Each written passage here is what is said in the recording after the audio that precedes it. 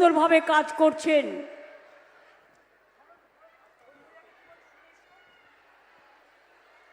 ওনাকে দাঁড় করেন, আমি হিপিকে পাঠাচ্ছি, শুনে নিচ্ছে। আমি আপনাদের একটা কথা বলি, কারো কোনো দাবি থাকতেই পারে, কিন্তু মিটিংয়ে এভাবে করবেন না। মিটিংটা নিজের ব্যক্তিগত ব্যাপারের জন্য নয়। রাস্তাঘাটে তো আপনারা আমাকে চিঠি দেন, আপনি তো নিয়ে নিই, যতটা সম্ভব চেষ্টাও করি করে দেবার। আপনার কোনো দাবি থাকলে আপনারা প্রশাসনকে দিয়ে দেবেন, কোনো অসুবিধে নেই, কিন্তু মিটিংটা ডিস্টার্ব একজন করতে গিয়ে, আরে হিপি তুমি শুনে নাও না, ওখানেই দাঁড় করা, ওনাকে শুনে নাও। একটা মিটিং ডিস্টার্ব করতে কোনো লাভ নেই, কিছু লোকের স্বভাব আছে। আপনার প্রবলেম থাকলে তো সরাসরি মুখ্যমন্ত্রী পোর্টালও আছে। ওই যে 5,000 টাকা করে দিবে, দেয়নি আজ পর্যন্ত। মূল সমস্যাটা কাজ করতে তুমি? আমি কাজ করতাম হায়দ্রাবাদে, ঠিক আছে, হায়দ্রাবাদে মিয়াপুর, ঠিক আছে, HMD রোড স্বর্ণপুরি, মানে আরবান রাইস কোম্পানিতে, মানে লেবারি কাজ করতাম, ঠিক আছে।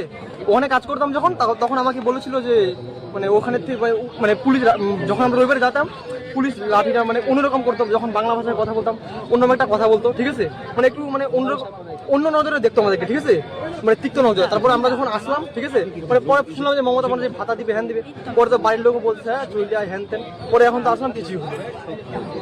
আমি 1.5 মাস আগে ওই ধূপগুড়ি গেছিল না, তখন উনাকে চিল্লা বলছিলাম, ঠিক আছে, পরে উনার পাশে একজন ব্যক্তি ছিল, তো ব্যক্তিরা বললো যে মানে তুমি ওর সাথে কথা বলো, ওই ব্যক্তিটা পাঠালো, কিছুই হলো না।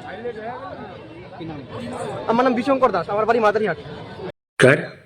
আপনারা দেখলেন মমতা ব্যানার্জি ভয়ানক রেগে গেছিলেন কার ওপর। তো উনি রাগারাগি করলেন, বললেন যা বলার আমায় চিঠি লিখে দিতে পারো বা প্রশাসনকে বলতে পারো। তারপরে আমরা দেখলাম যে কি হয়েছিল।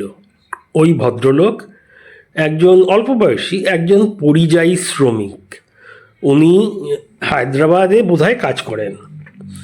তা ওখানে সমস্যা হচ্ছিল, তাই বাংলায় ফিরে এসেছিলেন। উনি থাকেন কোচবিহার, মানে উত্তরবঙ্গের মাদারিহাট।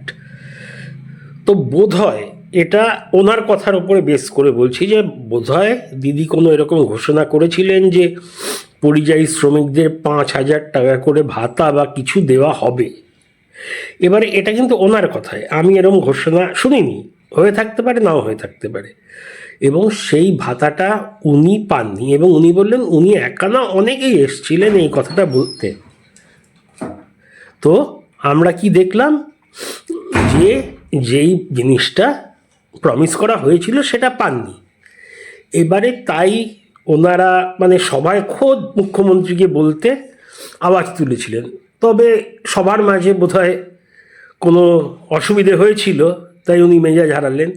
তবে এই পরিযায়ী শ্রমিকদের কথাটা ভাবুন, যারা কাজ ছেড়ে ফেরত এসছেন, এখন কোনো রোজগার নেই।